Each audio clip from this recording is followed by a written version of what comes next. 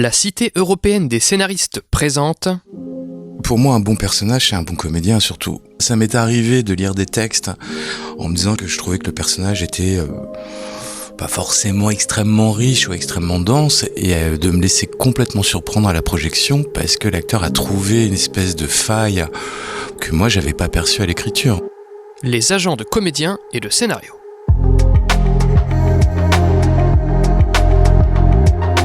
Salut, c'est Baptiste Rambaud. Un dimanche sur 4, j'ai le plaisir de discuter avec ceux pour qui le scénario est un outil de travail. Qu'ils soient techniciens ou employés de bureau, qu'ils interviennent en pré-prod, en prod ou en post-prod, à chaque métier son rapport particulier au texte. La subjectivité, est-ce qu'on a le droit de l'exprimer ou est-ce qu'on a un devoir de rester objectif pour effectivement laisser le jugement définitif à la personne à qui on propose le scénario, le rôle? Je suis un intermédiaire dans la décision. Leur métier, accompagner, défendre et représenter les artistes. Dans ce 16e numéro de l'émission, la parole est aux agents, en particulier agents de comédiens et de comédiennes. Nous consacrerons un épisode distinct aux agents de scénaristes. Quel est leur rapport au scénario ? Mes invités du jour exercent au sein des agences UBBA, Cinéart et Aimant. Je les laisse se présenter et vous souhaite une bonne écoute en leur compagnie. Cette émission a été enregistrée en octobre 2022. Brigitte Descormier, j'ai intégré depuis 1 an et demi une société qui s'appelle UBBA, qui est une agence artistique d'artistes, comédiens et auteurs-réalisateurs. Et j'ai une filiale qui s'appelle dorénavant UBBD, qui est rattachée à UBBA. Cédric Pourchet, donc moi j'ai été indépendant pendant 25 ans. J'ai partagé les mêmes bureaux que Brigitte, qui est à côté de moi, pendant 10 ans à peu près. Et j'ai intégré l'agence Cinéart il y a 5 ans, où je suis toujours actuellement, qui est une agence également de comédiens, scénaristes, réalisateurs, metteurs en scène, scénographes. Très bien, merci. Et enfin ? François Tessier, j'ai été intermittent pendant pas mal de temps, j'étais assistant mise en scène sur des longs, des courts, des moyens métrages, j'étais assistant mise en scène au théâtre, j'ai fait de la production, j'ai été assistant d'agent chez UBBA il y a une dizaine d'années, et j'ai ouvert mon agence artistique il y a 3 ans, et je représente à la fois des comédiens, des comédiennes, des auteurs, des autrices, des réalisateurs, des scénaristes. Oui, c'est Baptiste, je précise juste que l'agence créée par François s'appelle Aimant. Il avait oublié de le dire. Très bien, merci beaucoup pour ce premier tour. Donc ma première question, c'est quelle est la place du scénario dans votre travail auprès des comédiens ? C'est une base sur laquelle on s'appuie tous dans le métier, que ce soit les agents ou les autres d'ailleurs. Donc on ne peut pas faire sans.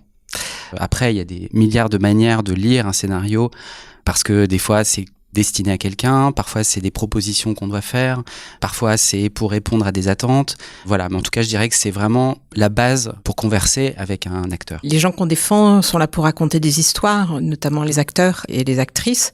Soit on a la chance de pouvoir recevoir très en amont les scénarios, on les lit et comme dit François, on peut faire des propositions d'artistes aux réalisateurs, aux metteurs en scène, au casting, aux producteurs d'ailleurs aussi.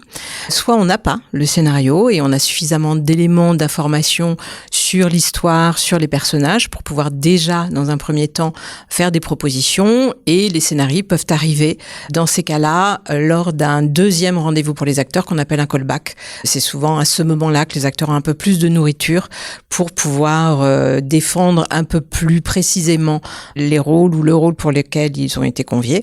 Et c'est l'objet d'un travail souvent avec le réalisateur, justement, là où précédemment, ils n'ont vu que le directeur de casting ou la directrice de casting. Ok, Cédric, quelque chose à rajouter là-dessus ? Oui, c'est effectivement l'outil premier de la création. C'est l'élément essentiel pour obtenir un accord de principe, de production, et faire en sorte que l'œuvre existe. Brigitte vient de parler du fait que des fois il n'y a pas le scénario avant. C'est quelque chose qui est proportionnellement, c'est le plus souvent que ça arrive, ou à l'inverse, le plus souvent que vous avez un scénario Justement, je voulais rebondir par rapport à ce qu'elle disait, parce que c'est intéressant. Il y a beaucoup de moments où les comédiens partent en casting avec juste 1 ou 2 pages de texte, et c'est parfois très très compliqué pour eux et pour nous aussi, parce que ils ont une vision du personnage qui est peut-être parfois pas du tout celle qui est dans le scénario complet, et parfois, et ce que disait Brigitte, c'est que quand il y a un callback, là les gens ont lu le scénario, mais en tant qu'agent, c'est vrai que c'est assez déroutant, même si c'est des choix souvent des réalisateurs de pas faire lire pour pas peut-être aussi pour capter une forme de personnalité, en tout cas de nature, d'aller chercher quelque chose de très naturel. mais ça peut avoir un côté assez désarmant. Ou alors, dans le cadre des séries, par exemple, on va nous envoyer un épisode, l'épisode pilote, ou 2 épisodes grand maximum, parce que les autres n'ont pas été validés par les diffuseurs, donc on ne peut pas les lire, ou ils sont encore en écriture. Donc le souci qu'on peut des fois nous ressentir, c'est-à-dire ne pas avoir connaissance de l'entièreté de l'histoire, les directeurs de casting peuvent aussi être dans la même problématique, c'est qu'ils ont très souvent les 2 premiers épisodes qui ont été en gros validés par le diffuseur, et puis sur la suite, ils ont des séquenciers sans forcément avoir la version dialoguée. Après, ça peut être en télé. En cinéma, selon la notoriété de nos artistes, on va effectivement recevoir de la part du producteur le scénario, là où on peut bien évidemment avoir besoin d'un accord d'un artiste important. Quand ce sont des artistes moins référencés, le scénario, on l'attend plus longtemps. Ouais, puis il y a aussi quelque chose, alors je sais pas si ça vous est arrivé, j'imagine que oui, qui devient de plus en plus courant, c'est qu'on part en production avec les 2 premiers épisodes écrits, on commence à tourner et les épisodes suivants sont toujours en cours d'écriture. Ouais. Et on se retrouve avec des scénarios qui arrivent au compte-gouttes alors que le tournage a démarré. Et avec des personnages qui évoluent, même au fur et à Exactement. mesure. Ouais. Et pour le coup, quand on attaque sur 2 épisodes, les comédiens partent sans vraiment savoir ce qu'ils vont devenir, enfin ce que leur personnage va devenir. Et ça, je trouve que c'est quand même de plus en plus récurrent. Oui, les validations de texte sont très très tardives. Ça peut être très pénible pour les acteurs, notamment en rôle principal sur une série. Pour les acteurs, c'est pas très bien vécu parce qu'ils ont le sentiment de ne pas être considérés dans leur travail. Un rôle, ça se prépare longtemps à l'avance, que ce soit au cinéma, au théâtre, à la télé. Et là, on a l'impression qu'il y a même pas besoin de ça, quoi. On prend l'acteur comme il est et hop, vas-y, débrouille-toi. C'est pas de l'instantané, le jeu. Pour moi, ça fait moins longtemps que je suis agent, mais j'ai l'impression qu'il y a un rapport au texte aussi qui évolue, dans le sens où il y a un côté interchangeable aussi quand on lit des textes de séries, en fonction du réalisateur. Même parfois, les directeurs de casting sont un peu désarmés parce qu'ils doivent avancer absolument sur des castings et puis eux-mêmes, ils se retrouvent un peu comme ça en attente de texte. Et ça, pour le coup, c'est vraiment inhérent à la série particulièrement. En plus, au cinéma, c'est souvent, le cinéma français, il y a beaucoup d'auteurs, réalisateurs, ou autrices, réalisatrices.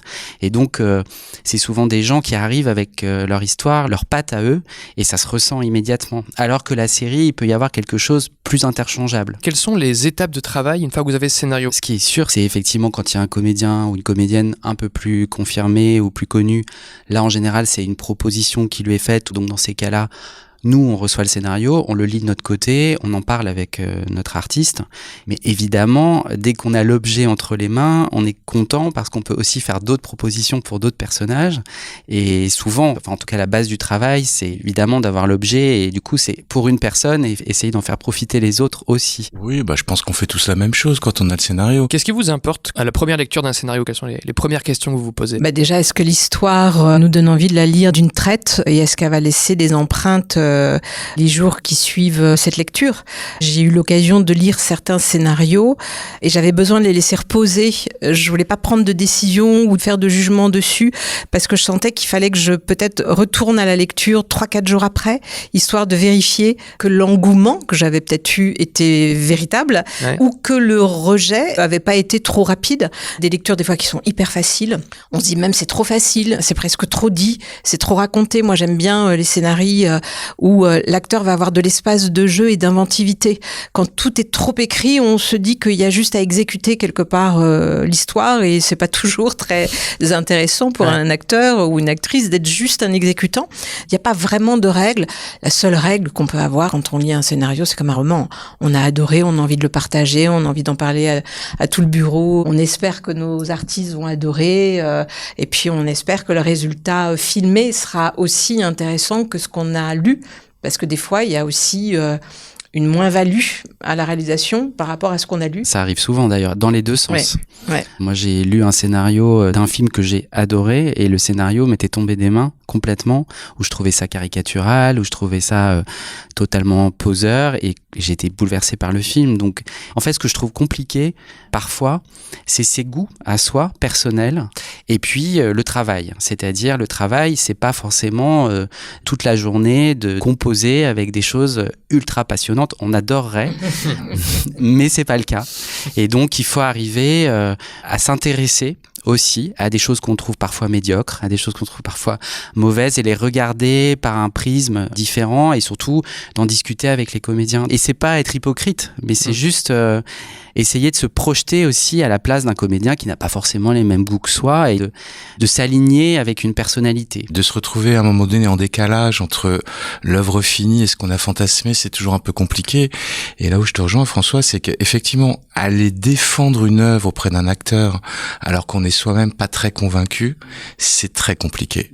Et c'est vrai que ça nécessite énormément de discussions avec le comédien, enfin avec l'artiste, pour avoir aussi son ressenti, son aperçu, avoir cette confrontation, parce que on est tous les trois autour de cette table. Ça nous est arrivé plein de fois de lire les mêmes scénars et de pas du tout en avoir la même perception ou le même ressenti. Donc on est vraiment sur quelque chose de très personnel. Comment vous faites pour évaluer un scénario ? Est-ce que vous avez soit des consultants, soit des outils un peu de dramaturgie ? Est-ce que vous êtes formé sur ces choses-là ? Bon, j'ai pas eu de formation particulière en dehors d'avoir fait un bac littéraire. C'est peut-être ça la formation que j'ai eue et qui est assez lointaine. Je crois que c'est la pratique. On sait par exemple quand c'est de la télé que selon aussi les diffuseurs, le scénario peut prendre telle ou telle couleur dans la réalisation, dans l'esprit de jeu. Un scénario qui est destiné à Arte va pas forcément avoir le même destin qu'un scénario pour OCS ou pour TF1. Au cinéma, c'est pareil, selon tel type de production et tel type de distributeur, on sent comment le scénario peut devenir. On peut être un peu parfois conditionné des fois à tort, mais quand on reçoit un projet, on sait que c'est tel producteur ou pour telle plateforme ou telle chaîne, on dit on va lire un truc Arte, ça va forcément être un truc super. C'est pas toujours le cas. Alors moi, j'allais quand même rebondir sur ce que vous dites tous les deux. Il y a aussi un facteur qui est très important sur la couleur du scénario, c'est la patte de la réalisation. Un scénario de Corsini aura pas la même couleur qu'un scénario de Weber, par exemple. D'ailleurs, quand on lit un scénario où on nous dit il y a pour l'instant pas de réalisateur, c'est vrai que ça nous ouvre des champs de possibles formidables. Et puis quand on nous dit c'est un tel qui va le réaliser, soit on dit super, soit on dit bon, d'accord. Alors donc c'est pas du tout ce que j'identifiais comme possible. Et là aussi, ça peut être un arrêt pour un artiste. L'objet peut devenir une comédie franchouillarde comme quelque chose d'un petit peu plus pointu et succulent. C'est le mystère aussi de l'écriture et ça, c'est toujours assez excitant pour nous. On ne se lasse pas de lire des scénarios. Même si on passe les semaines et les week-ends à lire des histoires, souvent on se dit c'est encore un énième polar, mais quelque part, on ne se lasse pas de lire les polars qu'on nous donne parce que c'est du travail. J'ai très peu d'auteurs-réalisateurs, mais ceux que je côtoie, je vois bien à quel point c'est long, le travail d'écriture. On essaye aussi de relativiser tout ça et de pas faire que notre avis devienne une énième embûche quelque part à la réalité du projet. On travaille majoritairement avec des comédiens, mais c'est vrai qu'on travaille, je travaille aussi avec des auteurs et réalisateurs et des scénaristes. Ça change aussi parce que on lit des choses parfois à des étapes au tout début, et donc on a forcément une vision différente quand on reçoit un scénario pour un comédien, parce que on sait ce que c'est que d'écrire un scénario. En tout cas, pour moi, c'est hyper précieux d'avoir cette relation avec les auteurs, parce que ça nourrit ma relation avec les comédiens, et dans les deux sens, pour comprendre aussi un système d'écriture, mais aussi un système de production et un marché, quoi. Quand on travaille avec un scénariste, on intervient quasiment à toutes les étapes avant la VDF. Et c'est vrai que quand on a une VDF entre les mains, on a conscience de tous ces mois de travail en amont pour obtenir la version qu'on va lire. Et c'est vrai que ça nous permet quand même de prendre du recul et de relativiser les choses. De votre point de vue, vous qui travaillez donc aussi auprès des comédiens, puisque c'est le sujet du jour, qu'est-ce qui fait un bon personnage ? Ou alors, si on peut élargir, un bon rôle ? Moi, j'aurais tendance à dire que quand l'histoire est bonne, les personnages sont bons. Si l'histoire nous capte, ça veut dire aussi que les personnages, les dialogues, ce qui nourrit les existences des rôles, ça fonctionne. Après, on peut lire des choses où on va se dire, tiens, l'histoire est super intéressante, mais le personnage, au bout du compte, est peut-être pas assez nourri dans tel ou tel sens, ou au final est peut-être un petit peu caricatural, et il faudrait peut-être arriver à le subtiliser. Ça peut être un travail qui peut être fait avec les acteurs, quand effectivement l'acteur est choisi. Soit l'auteur va accepter de voir son texte un tout petit peu amélioré pour que l'acteur se sente aussi, l'artiste se sente aussi à l'aise dans le jeu, parce que c'est ça. C'est-à-dire que les acteurs qui ont des textes un peu imbitables, ils vont pas arriver à raconter l'histoire, ils vont pas arriver à jouer leur personnage. Pour moi, un bon personnage, c'est un bon comédien surtout. Ça m'est arrivé de lire des textes en me disant que je trouvais que le personnage était pas forcément extrêmement riche ou extrêmement dense, et de me laisser complètement surprendre à la projection parce que l'acteur a trouvé une espèce de faille pour inscrire une forme de folie et donner au personnage une truculence que moi j'avais pas perçue à l'écriture. Je vais prendre comme exemple Jean-Christophe Bouvet dans Emily in Paris. Quand j'ai lu le scénar, le personnage était assez anecdotique et en fait Jean-Christophe a fait quelque chose d'assez fulgurant qui est à l'écran et moi je trouve qu'il est formidable dans cette série. Alors, peut-être qu'on rejoint ce que je disais tout à l'heure, peut-être que justement dans le scénario, là, il y avait la place pour que l'acteur existe. Tout à fait, il y avait la place. Voilà, il y a des fois des personnages qui sont tellement lambda qu'on se dit il y aura du coup l'incarnation donnée par l'artiste et c'est là que l'acteur s'amuse quoi, parce qu'il peut au moins créer comme au théâtre où effectivement quand on écrit une pièce de théâtre, il n'est pas dit que l'acteur doit être comme ci, comme ça pour l'interpréter. À l'image, on est beaucoup plus obsédé par la représentation physique, par la voix, par le regard, tout ce que la caméra peut capter. Et donc du coup, on est plus dans l'obsession de l'apparence de celui qui va incarner ça. Alors qu'au théâtre, on veut juste entendre une histoire et peu importe si l'acteur fait 1m60 et 30 kilos ou 160 kilos, l'essentiel c'est que d'un seul coup, quand il joue, on y croit complètement. C'est son jeu qui est au centre. Voilà. Quel est votre regard sur le scénario par rapport au directeur et directrice de casting ou par rapport au comédien? Je pense normalement, quand on est agent, on travaille en duo avec son comédien comme on devrait travailler en duo avec un directeur de casting. Ouais. Dans le sens où on essaye de faire évoluer sa pensée d'une manière la plus intelligente possible. Parce que ça arrive très souvent que nous, en tant qu'agent, on insiste pour voir tel ou tel comédien parce qu'on a la conviction. Mais de l'autre côté, le directeur de casting est à une autre place. Tout ça, c'est une pyramide. Souvent, moi, je sais que je l'explique beaucoup aux comédiens en leur disant vous n'êtes pas une toute petite chose dont on va disposer. Moi, en tant qu'agent, j'ai envie de proposer des projets intéressants. Les directeurs de casting, ils ont envie de garder une bonne relation avec un réalisateur ou avec un producteur, ils veulent retravailler avec. Et c'est pas juste le comédien qui est isolé dans un coin et dont on va disposer. Donc ça permet de remettre les choses d'une manière un peu horizontale. Nous, en tant qu'agents, on échange avec les directeurs de casting. On sait comment ça se passe une fois que le casting se déroule ou qu'il y a un callback. Et on tient pas forcément toujours notre comédien au courant parce qu'il y a des choses, des bruits de couloir, des choses qu'on entend. Donc c'est aussi notre travail de composer un peu dans l'ombre avec les uns et les autres, de protéger au maximum les gens avec qui on travaille. J'aime bien le côté protégé parce que c'est exactement ce qu'on fait. Et c'est vrai que quand on lit un scénario, comme on connaît, on a une maîtrise de la capacité artistique de nos artistes. Moi, je sais quand je lis, certaines fois, j'ai des évidences sur des rôles, en me disant mais c'est pour elle, c'est pour lui, parce que il y a un flash à la lecture d'un scénar, on se dit putain mais c'est un tel ou une telle. Après, c'est vrai que le rapport, comme tu disais François, le rapport au casting est pas le même parce que il a d'autres enjeux et il a surtout d'autres enjeux à chaque étape de casting. La première étape, c'est d'aller chercher les noms qui vont permettre au film de se monter. Donc là, il y a encore un autre rapport au scénario et à la distribution et surtout à la faisabilité de l'œuvre. Et c'est pas du tout le même rapport quand il attaque les seconds ou les troisièmes rôles. C'est aussi beaucoup de discussions une fois que l'acteur a lu, parce qu'on parle beaucoup de casting, mais il y a aussi le moment où l'acteur découvre un peu plus l'histoire en ayant le scénario entre les mains, et des fois on peut se retrouver confronté à un acteur qui dit « Ah mais non, en fait, en ayant lu le scénario, moi j'ai pas envie de le faire. » Et là, il faut qu'on sache pourquoi, il faut qu'on comprenne pourquoi, et des fois on se rend compte que l'analyse, elle n'a pas été du tout la même que celle qu'on a fait.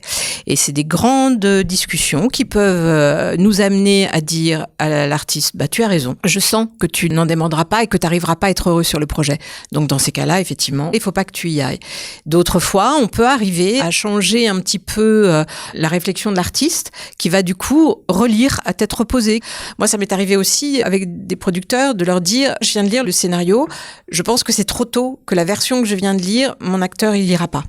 Donc si vous voulez vraiment l'attirer, peut-être que c'est pas la bonne version. Soit on est écouté, soit on ne l'est pas, et dans ce cas-là, le scénario va ailleurs. Mais c'est vrai que des fois, vous parliez de protection, c'est aussi ça.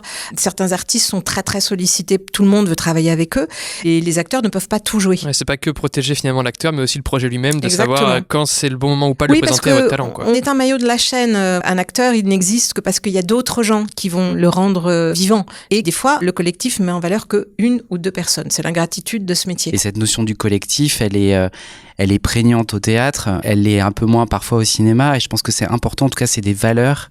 On n'est pas isolé dans des postes avec des rapports de pouvoir, même s'il y a beaucoup de gens qui jouissent de ça.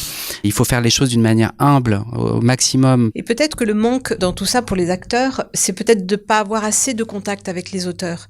Alors quand on est acteur principal d'une série au long cours, on côtoie les équipes d'écriture, mais les équipes d'écriture, des fois, ils n'ont pas le temps ou pas l'accord du diffuseur parce qu'il faut envoyer les histoires vers telle ou telle déclinaison et les envies de l'acteur sur le personnage, ça passe à l'as. Là où je te rejoins, François, c'est qu'au théâtre, on a une autre mentalité. Cette espèce de collaboration artistique, elle est beaucoup plus présente. Et finalement, elle permet aussi aux comédiens de se rassurer sur ses doutes et à l'auteur de s'adapter aussi sur les mots qui vont être dits dans la bouche de l'acteur qui sera choisi. Quel impact votre travail en tant qu'agent de comédien peut-il avoir sur la narration d'un film ou d'une série ? Parfois, le comédien qui est choisi va apporter au vouloir des demandes de modification, parfois à juste titre et parfois non. Et des fois aussi, beaucoup de scènes d'improvisation. Ça dépend évidemment de la place que laisse un réalisateur, un auteur avec un comédien. Mais en tout cas, il peut y avoir, à mon avis, à cette étape-là, des changements dans la narration, mais qui du coup sont des trucs, on parlait de collectif, qui se font dans une notion d'ensemble, quoi, d'échange. Ça nous est arrivé à plusieurs reprises quand on travaillait dans les mêmes bureaux, de temps en temps, de proposer des personnages issus de la diversité, alors que c'est pas forcément écrit. Et d'un coup, c'est vrai que ça donne un autre sens au texte. Et alors après, bon, les castings ou les réalisateurs sont preneurs ou sont pas preneurs, ça nous appartient plus. Mais c'est vrai que je sais qu'à une époque, quand on n'était pas dans cette ère actuelle où effectivement on est quand même très sur la diversité de casting, mais il y a quelques années en arrière, c'est vrai que c'était quand même des rôles assez caricaturaux. Ça l'est toujours. Un peu moins.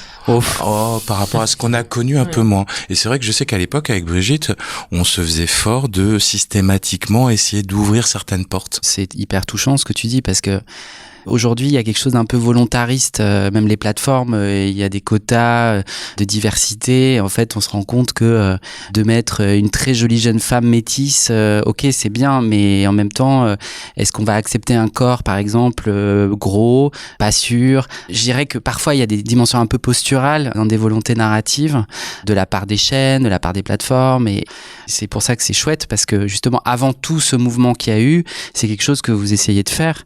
Aujourd'hui, je trouve que c'est toujours un peu compliqué parce que à la fois on a envie de faire évoluer les mentalités et puis on n'a pas envie non plus que ce soit un truc qui soit plaqué. Est-ce que ça vous arrive des fois de suggérer des évolutions dans le scénario que vous recevez et si oui, de quelle nature ce serait ? C'est toujours un enjeu en fait quand on lit un scénario, quand on est en charge de lire un scénario, parce que c'est pas juste lire, c'est aussi avoir quelqu'un après au téléphone ou en vrai et lui en parler. Et parler d'un scénario, c'est pas juste c'est blanc ou c'est noir, c'est argumenter. Et c'est argumenter sur des notions narratives, sur des personnages, sur un ressenti, sur aussi une vision qu'on a du marché et voilà, la projection possible. Donc c'est toujours un enjeu en soi, en tout cas dans le retour qu'on doit faire. Ouais. Je sais qu'à chaque fois qu'on me demande de lire quelque chose, j'ai l'impression d'être en charge d'une responsabilité, d'être à la hauteur de quelque chose qu'on me confie. Je dois être à la hauteur de cette lecture et essayer d'aiguiller au maximum la personne en face de moi, mais le plus souvent un auteur. Après, sur des auteurs extérieurs, c'est complexe parce que j'ai pas la prétention d'aller dire à un auteur que je ne représente pas, tiens, ça et ça, je serais toi, je le changerais. Ouais. C'est beaucoup plus simple à faire en interne parce qu'effectivement, c'est un argumentaire et surtout, il y a un rapport de confiance et il y a surtout, à partir du moment d'essayer de travailler avec cet artiste, je pense une sensibilité assez similaire, ce qui fait qu'on se comprend. Moi, ça m'est arrivé, mais parce que c'était souvent l'auteur que j'avais en direct, l'auteur-réalisateur. C'est beaucoup plus facile pour le cinéma. Très vite, il a aussi envie d'en parler avec nous, surtout pour savoir si on va réussir aussi à convaincre un de nos artistes de lire, ne serait-ce que de lire. Pas forcément de s'engager, mais ne serait-ce que de lire. Et là, tout dépend de la personne que vous avez en face de vous, comme tu dis, ou au téléphone ou dans notre bureau. Si on sent le créateur avoir envie d'avoir notre avis, on va oser dire le sentiment de lecture qu'on peut avoir, l'analyse qu'on peut avoir. J'ai jamais dit à un auteur-réalisateur, votre projet, l'écriture, elle est nulle, aucun espoir. Non, j'essaye d'argumenter ce que j'ai aimé, ce que j'ai moins aimé, parce qu'une fois de plus, je trouve que c'est quelqu'un qui a travaillé longtemps. Des fois, on lit des choses, on nous dit c'est la version 14. On se dit, mon Dieu, le nombre de journées, de nuits passées à écrire. Des fois, il y a des scénarios qui mettent 4-5 ans pour trouver la version qui va être envoyée à des acteurs. Donc, de quel droit on aurait de saboter ça en 3 phrases ?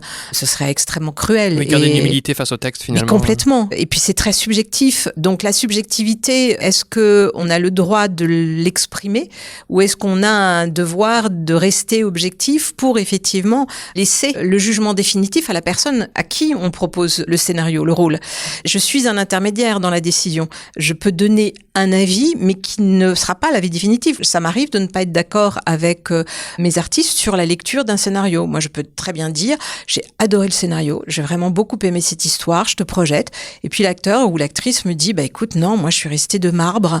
C'est une histoire qui me parle pas, ou je trouve le personnage trop loin de moi, ou caricatural par rapport à moi, ou je sens que je serais pas à l'aise dedans. Donc là, on en parle, mais je reste en arrière. C'est pas moi qui vais l'interpréter. Des fois, il y a des acteurs qui préféreraient d'ailleurs qu'on leur dise, le fais pas. Mais moi, je trouve que c'est une responsabilité. C'est pas que je veux me défausser de cette responsabilité, mais on peut aussi se tromper. Ça reste la décision du comédien, ouais. Voilà, et c'est important d'ailleurs de pouvoir se planter et de dire aussi aux comédiens, on est faillible. Éventuellement, intervenir dans la narration, ça pourrait être peut-être sur des questions politiques ou des questions éthiques. Voilà, sur des choses qui sont un peu touchy et on en parle avec les comédiens et on se dit, peut-être que là, tu peux en parler au réalisateur ou à la réalisatrice. Donc oui, mais sur des questions... qui pourraient mener éventuellement des polémiques, des réflexions. Dans un sens ou dans l'autre d'ailleurs, parce que parfois il y a des films qui parlent du mal et il faut des fois parler du mal pour avancer. Donc se demander comment ils le font. Voilà, exactement. Ok. Et justement, ça mène un peu à ma question d'après. C'est quand vous échangez avec vos comédiens, sur quels aspects du scénario échangez-vous avec eux ? Un scénario, et alors pour en discuter avec les auteurs, c'est un objet qui quand même est assez factuel. C'est-à-dire qu'une phrase est un plan, il faut que ça s'incarne très vite. Et souvent, la lecture d'un scénario, ça peut être un peu ennuyeux. Ouais. Mais il y a à un moment donné une sorte de magie, quelque chose qui fait qu'on ressent un auteur et que même si parfois effectivement il y a des auteurs de cinéma qui tout d'un coup veulent faire de la série, ça arrive de plus en plus, et tout d'un coup justement c'est pas le truc interchangeable où tu lis une série, tu dis ah oui en fait il va y avoir 4 réalisateurs différents et c'est quoi l'identité du truc ? Non, il y a un propos derrière, il y a vraiment quelqu'un quoi. Et ça se sent dans les mots. Avec les acteurs, on parle beaucoup du message qui va être porté par l'œuvre et du personnage qui porte ce message. Parce qu'il faut pas perdre de vue qu'une fois que le film est diffusé, l'acteur, dans la vie civile, il garde pour le yeux du grand public cette identité pendant un certain temps.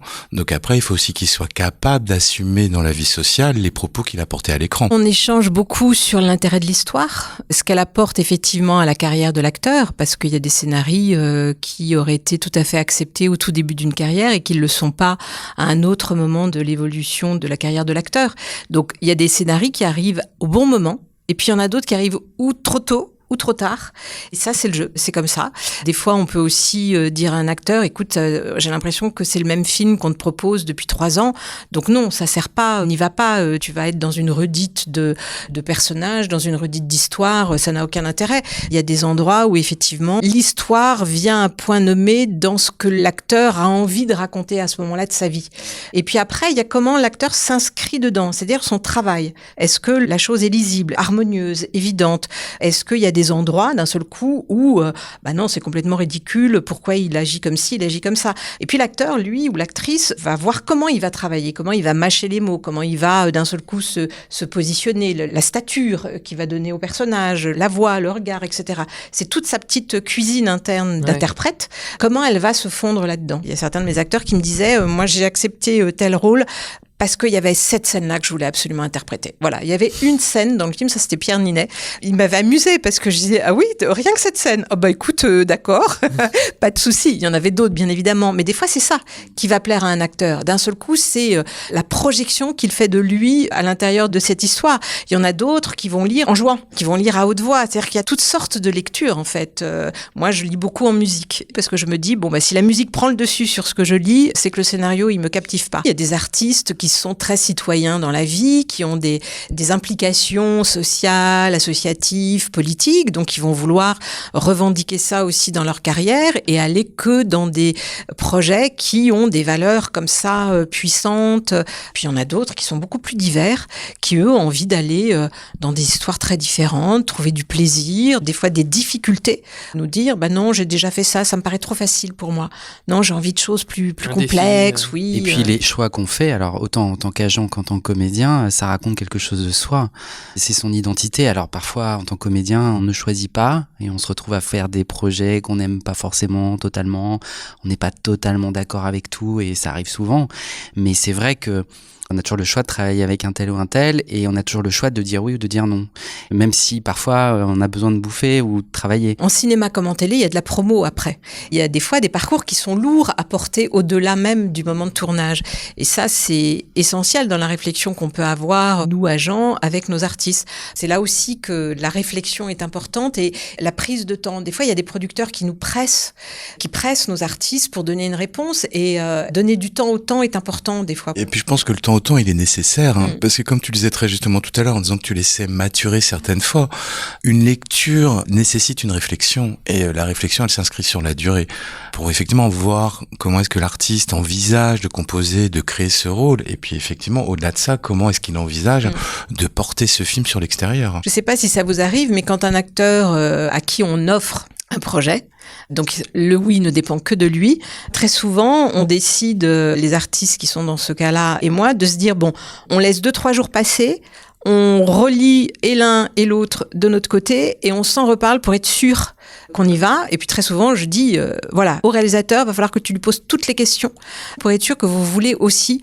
faire le même film, raconter la même histoire et surtout s'entendre sur la manière dont le personnage va aussi exister au sein de cette histoire. Parfois, moi, ça m'est arrivé de lire des choses ou de voir des choses et en sortant être complètement en état de choc ou alors au contraire être complètement indifférent, puis avoir un temps pour y réfléchir, pour ressentir les choses et dire ah ben si en fait, ok, là il y a que ça que j'ai aimé, il y a ça que j'ai pas aimé. Et donc ce que tu dis Brigitte, c'est vachement important. On peut pas se précipiter. Puis certaines fois l'émotion elle est pas immédiate.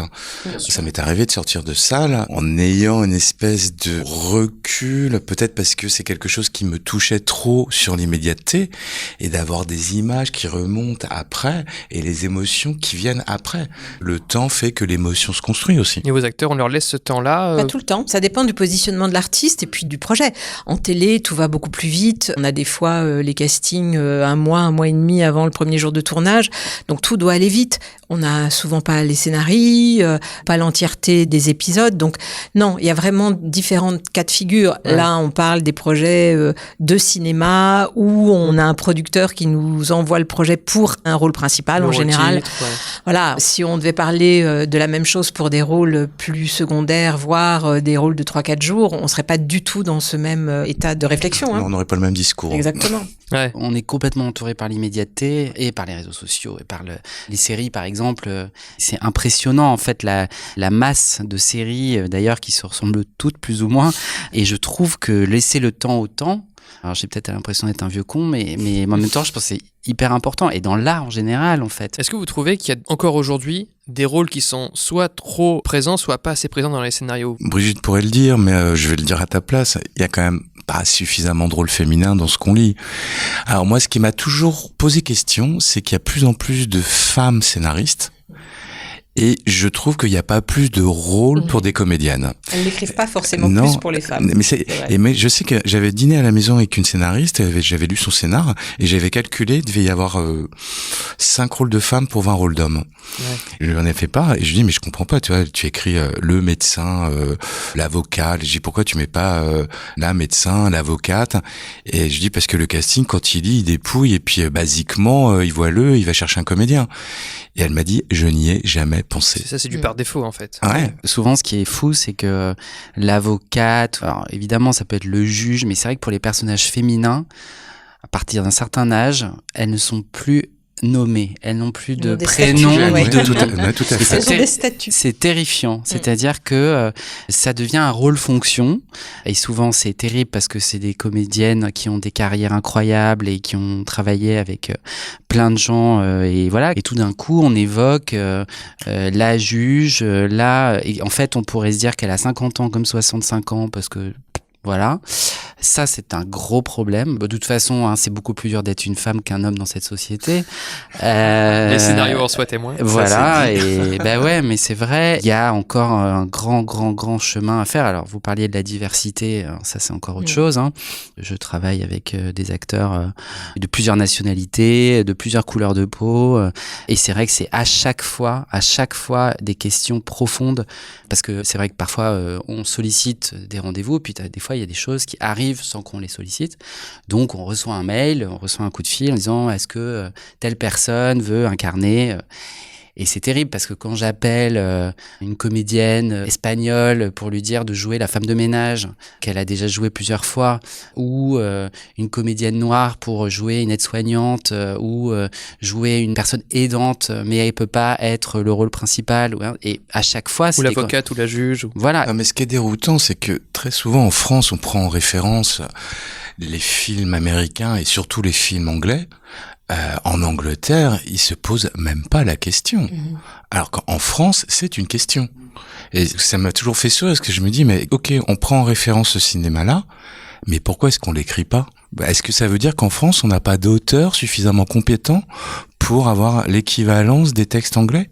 Je pense pas. Et en plus, surtout, c'est souvent dans l'imitation d'eux. C'est-à-dire, on veut faire comme les Américains ou comme les Anglais, et souvent, c'est moins bien. Et c'est vrai ce que tu dis, notamment sur la narration et sur les personnages féminins. Moi, j'ai des discussions là avec certaines de mes autrices. Je représente aussi des romancières qui ont des personnages féminins de plus de 50 ans. Et quand je discute avec des productrices, même pas des producteurs, alors à chaque fois, il y a des références incroyables. Et quand on voit les retours des plateformes ou les retours des chaînes, même s'il y a une volonté toujours encore d'évoluer et tout, c'est terrifiant. Terrifiant. Alors moi, je ne sais pas si vous avez ce ressenti, mais depuis quelques années, je trouve qu'on est face à des écritures, que ce soit dans l'écriture télévisuelle ou cinématographique, qui met en avant, on va dire, 2 voire 3 rôles importants, et tout le reste, ce sont des personnages en général assez anecdotiques, qui n'ont pour nourriture d'existence que 2, 3, 4 scènes. Donc en gros, ça peut vouloir dire entre 1 jour et 3 jours de tournage pour les acteurs. Comme si au bout du compte, la société disait qu'on n'a pas besoin d'amis dans la vie, on n'a pas de parents, on a juste ponctuellement des relations comme ça qui viennent dîner une fois dans notre vie et ça s'arrête là, ou des voisins à qui on dit bonjour et ça s'arrête là.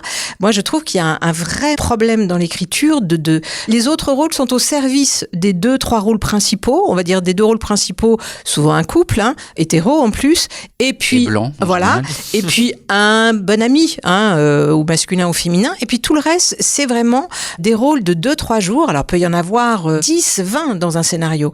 Et là-dessus, bien évidemment, les réalisateurs veulent de très très bons acteurs.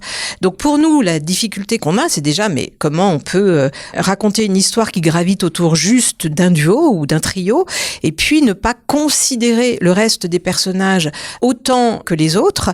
Et dans le cadre de mon travail, de dire à des acteurs, écoute, voilà, tu vas passer un casting, t'as 50 ans, 55 ans, t'as 30 ans de métier, le projet est super génial, mais c'est un rôle de 3 jours. Mais le rôle est beau, le rôle est beau, et puis le réalisateur veut absolument quelqu'un de formidable, un très bon acteur, parce que ces rôles-là, c'est difficile, il faut vraiment être tout de suite, faut vraiment tout de suite l'incarner. Et là, on a des acteurs qui nous disent, mais attends, 2 jours de tournage, 3 jours de tournage, mais je fais quoi ?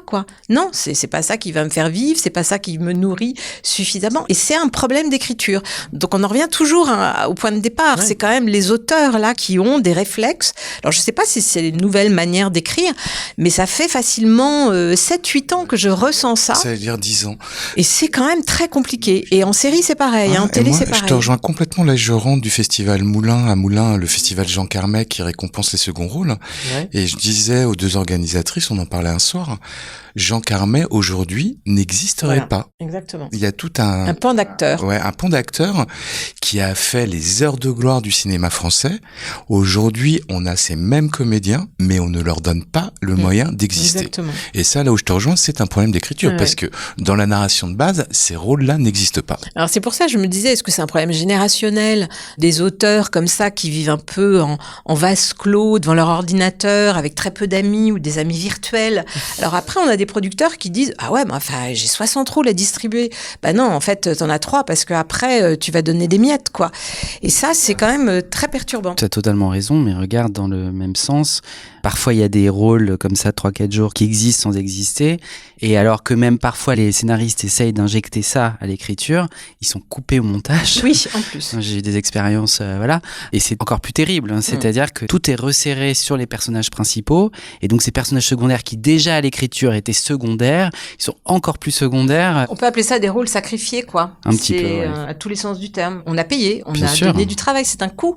C'est une grande énigme pour moi, ce système d'écriture. Je vais juste revenir parce que c'est important de le dire et que je pense qu'on est tous à être frappés par ça, mais sur la question de la représentation. Ouais. On s'est tous indignés sur cette une du film français Oui. monstrueuse. Oui, c'est encore Baptiste. Pour ceux qui n'ont pas la ref, je précise que le Film Français est un magazine spécialisé destiné aux professionnels du cinéma et François fait ici référence à leur une de septembre dernier où, dans un contexte de baisse de fréquentation des salles de cinéma, les journalistes ont présenté en une 7 hommes blancs, exclusivement des hommes blancs, comme les espoirs de, je cite, reconquête du public, référence hasardeuse à un certain mouvement politique.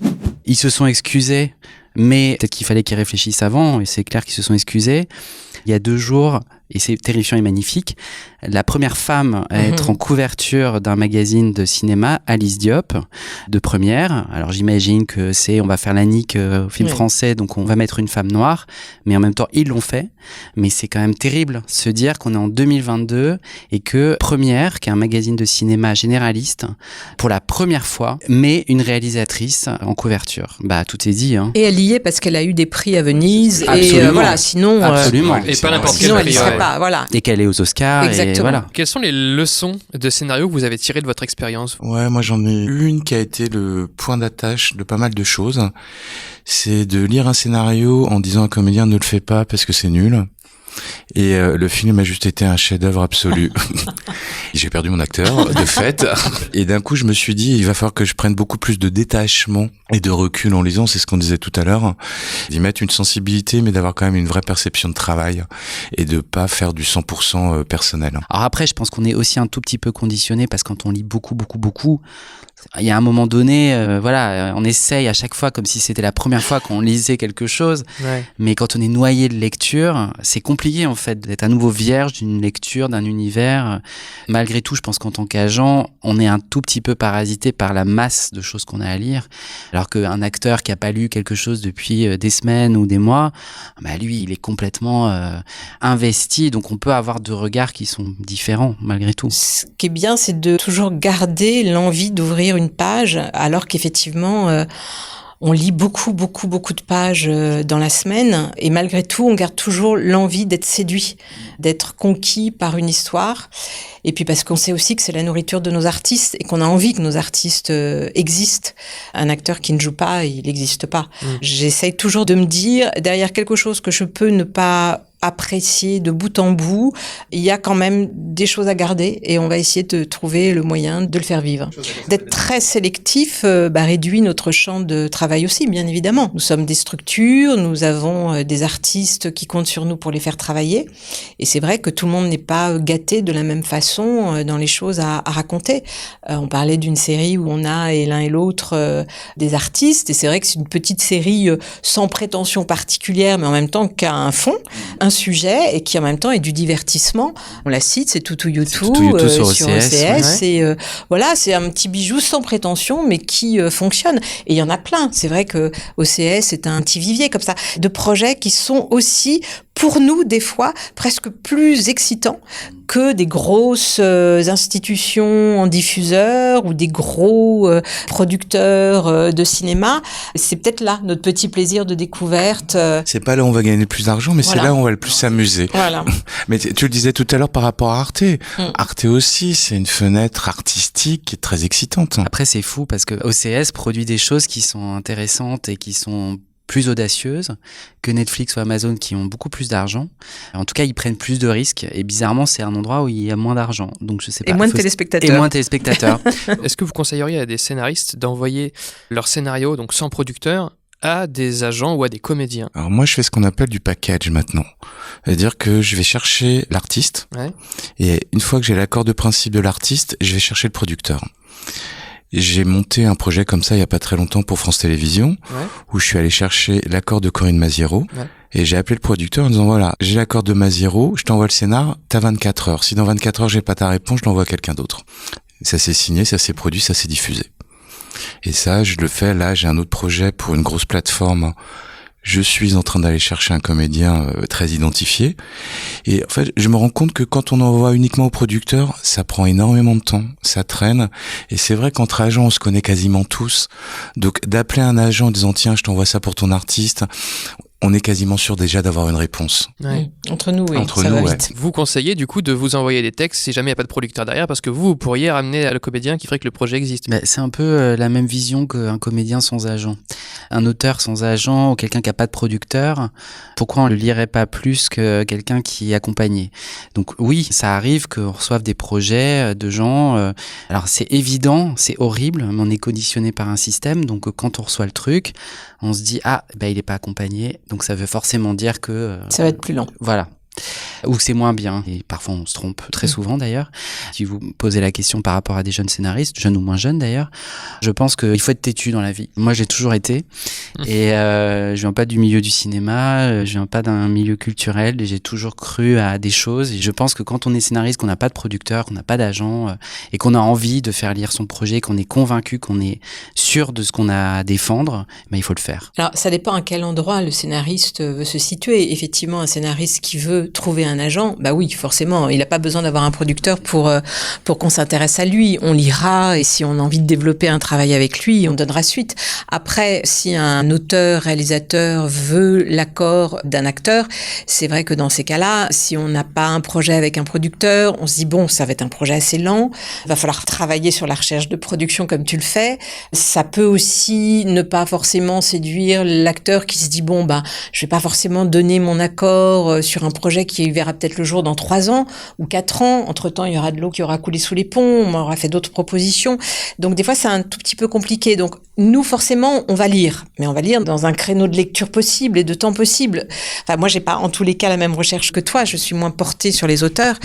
Mais après, si on a un véritable coup de cœur pour un sujet, un projet, on se dit, il faut absolument pas passer à côté. Oui, on va dire à notre acteur ou à notre actrice, lis-le vite, parce que effectivement, ton nom à côté de ce projet peut séduire un producteur. Ou même en amont, comme tu le fais, on peut appeler un producteur en disant, je viens lire un truc, c'est formidable, je te l'envoie, dis-moi, mais faut pas que tu passes à côté. De temps en temps. Oui, de temps en temps, oui. Okay. C'est pas une généralité. Oui. En tant qu'agent, on a accès à des choses que les comédiens n'ont pas forcément, mais parfois, il y a des gens qui n'ont pas forcément besoin d'être accompagnés et qui peuvent travailler d'une manière indépendante et autonome. Et les scénaristes sont quand même par définition des gens indépendants et autonomes. On leur fait d'ailleurs bien sentir. Donc, mais c'est sûr que c'est pas une généralité et que c'est fragilisant. Et ce serait mentir que... Ça dépend de ce qu'on écrit. Une série, on sait que ce sera quand même beaucoup plus compliqué de passer sans un producteur et un diffuseur. Donc, une plus grosse machine. Voilà, au cinéma, c'est peut-être un petit peu plus faisable parce qu'il y a des développements de films qui peuvent effectivement se faire sans trop de moyens.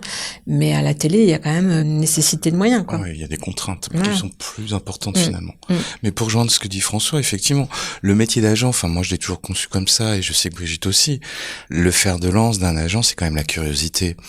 Donc si on n'a pas cette curiosité-là, qu'elle soit au niveau des acteurs ou des scénaristes, on n'a pas notre place. Enfin, on est là pour aller chercher aussi des nouveaux talents. Ça fait partie de notre métier de découvrir. Est-ce que vous encouragez des fois les comédiens que vous représentez d'aller chercher des textes ailleurs que ce qu'on vous soumet ou ce qu'on vous propose, c'est-à-dire d'aller travailler avec des scénaristes ou de monter peut-être leur production, c'est un truc qui se fait pas mal aux États-Unis. Souvent, ils n'ont pas forcément besoin de nous pour le faire. C'est là aussi une question de curiosité de l'artiste, en allant vers la mise en scène, vers l'écriture, vers la réalisation, vers tout type de moyens d'exister. Et puis, il y en a d'autres qui ne sont juste qu'exécutants quelque part et qui attendent qu'on les nourrisse pour exécuter. C'est vrai que il y a de plus en plus de comédiens réalisateurs. Là, c'est une volonté, soit que l'agent contacte quelqu'un, soit eux, ils ont leur propre contact. Après, en tant que comédien, d'aller chercher des gens, ça, c'est plus compliqué, à mon avis. S'ils n'ont pas les rôles qu'ils veulent, ils sauraient pas aller chercher ceux qui... Il y a tellement de hiérarchie. C'est terrible, hein. C'est vrai qu'un comédien qui va aller contacter un producteur ou un scénariste, ou alors il faut qu'il soit connu. Donc là, c'est pas pareil. En général, le scénariste ou producteur est flatté parce qu'il y a un tel ou un tel qui le contacte, mais c'est pas du tout la même chose, quoi. Ou est-ce qu'il est judicieux pour les scénaristes d'écrire un personnage avec en tête un acteur très précis ou une actrice très précise? Ça arrive très très souvent qu'on reçoive des scénarios en disant « j'ai écrit pour un tel ». Mon conseil, c'est peut-être un peu dommage parce que si cette personne que je représente vous dit non, ça va être compliqué pour vous d'identifier et de faire le deuil de cet acteur et de projeter quelqu'un d'autre. Après, je sais qu'il y a des producteurs qui aiment ça, qui aiment écrire pour, et qui nous disent, voilà, nous on a un pôle d'auteurs, si vous avez des artistes qui ont des idées, qui ont envie de raconter des choses sur un sujet très précis, n'hésitez pas à nous le dire et nous on lance notre pôle d'auteurs et puis on écrit pour lui. Okay. Mais c'est vrai que je trouve toujours risqué, moi, qu'un auteur vienne vers moi en disant j'écris pour votre acteur ou votre actrice et je veux absolument que ce soit lui ou elle. Et très souvent, d'ailleurs, malheureusement, j'ai dû dire non, ce sera pas lui ou elle, justement. Et puis ça conditionne l'écriture parce que quand un auteur a en tête une actrice ou un acteur, il a son corps, il a sa voix, il a son bagage en tant qu'acteur ou actrice. C'est compliqué parce que si la personne refuse... Après, il y a des gens qui ne fonctionnent que comme ça dans la phase de création. Après, ça arrive aussi, moi j'ai certains auteurs qui commencent à écrire un projet pour telle personne et puis la personne refuse et tout d'un coup, ils se projettent ailleurs et finalement, ils trouvent que c'est plus intéressant d'aller travailler avec telle ou telle autre personne. Et puis ce qui est compliqué, c'est qu'en règle générale, ils écrivent quand même toujours pour les 10 mêmes. En plus. Donc ils reçoivent tous les scénarios de la place de Paris et qui vont faire 2 films dans l'année en laissant en rade je ne sais combien. Est-ce que vous continuez à accompagner artistiquement un projet une fois que votre comédien a signé, votre comédienne a signé? Oui, forcément. Une fois qu'un de nos artistes interprète a dit oui à un projet, il y a toute une autre phase d'accompagnement qui est là plus en direction de la production, puisqu'on essaye de savoir où en est le producteur sur le montage financier, si le projet va vraiment aller jusqu'au bout, avec quels autres interprètes autour. À partir de là, c'est aussi des rendez-vous que le réalisateur ou la réalisatrice va faire avec l'artiste-interprète, donc on est légèrement éloigné, mais nos artistes très souvent nous parlent, nous racontent ce qui se passe, comment ça évolue, s'il y a par exemple de la prépa à faire, forcément on est au courant, on accompagne jusqu'à la sortie du film, on va sur les tournages, et puis on a accès à différentes versions, parce qu'entre la version sur laquelle on a donné un accord et la version de tournage, il y a des fois 1 ou 2 versions entre, donc ça aussi on les reçoit et on les lit, et puis on dit c'est bien, l'écriture a évolué, puis après il y a la sortie du film, on accompagne le film dans des festivals, on accompagne nos acteurs, la promo, enfin oui, jusqu'au premier week-end de sortie, on accompagne un projet. Je choisis de pas travailler avec trop de monde parce que je tiens à essayer d'avoir une exigence dans les relations que j'ai et de pas appeler les gens tous les 6 mois parce que sinon ça sert à rien. Enfin, et donc à partir du moment où il y a un projet qui se fait, on accompagne la personne de bout en bout. Alors après, je ne parle pas à chaque instant. C'est aussi comment ça se passe sur un tournage. Parfois ça se passe bien, parfois ça se passe mal. Ouais. On accompagne aussi énormément humainement et psychologiquement. Puis tout dépend du résultat. Si le résultat est à la hauteur des attentes de notre artiste, il va être heureux, il va avoir envie de faire la promo. Tout va aller formidablement bien et puis on voit le résultat et là soit c'est à l'aune de ce qu'on attendait et tout est toujours magnifique ou d'un seul coup la première réalité du film est en deçà de ce que l'artiste espérait. Et il faut trouver le moyen de rassurer, de pouvoir continuer à convaincre qu'il faut aller jusqu'au bout du contrat. Parce que dans les contrats, il y a la promo. Des artistes qui d'un seul coup disent je ferai pas la promo parce que le résultat il est nul, je m'aime pas, je me déteste. Comment arriver à faire en sorte que l'attaché de presse est quand même quelqu'un qui soit présent. On parle aussi beaucoup avec les attachés de presse dans ces moments-là. Là aussi, c'est quand on a un rôle principal. Quand on a des gens qui ont des rôles beaucoup plus secondaires, on n'est pas du tout au même endroit d'accompagnement. Encore que ça nous arrive d'accompagner nos acteurs aussi dans des festivals quand on a des gens qui sont moins en premier plan. On doit être là pour notre acteur à chaque moment et trouver les mots justes. Trouver les mots justes et les trouver rapidement. Oui. Moi, je sais que j'appréhende toujours la première projection, où tu vois le film se dérouler et tu anticipes déjà ce que ton artiste va te dire après, et t'es déjà en train d'essayer de trouver comment contrer. Ou alors, les acteurs qui ont invité plein d'amis, et qui ont des retours des amis pas bons du tout. Là, ça devient compliqué les lendemains pour arriver à redoper. C'est comme dans l'écriture de scénario, faut trouver la bonne parole, la parole juste. Et nous aussi, ce que dit Brigitte, les amis, mais on n'est pas des amis, on est des gens qui conseillent. Mais malgré tout, on commence au bout d'un moment à connaître un acteur, une actrice, comment il est, à l'image, etc. Donc, faut arriver à toujours à essayer de s'extirper de ce qu'on sait ou de ce qu'on croit savoir, de voir les choses comme si c'était entre guillemets la première fois. Et ça, c'est pas toujours évident d'être objectif. Comment les scénaristes peuvent-ils vous faciliter la vie, à supposer qu'ils puissent le faire ? En écrivant de très belles histoires. Est-ce que c'est juste ça, tout Avec simplement ? de très beaux rôles et des rôles principaux partout.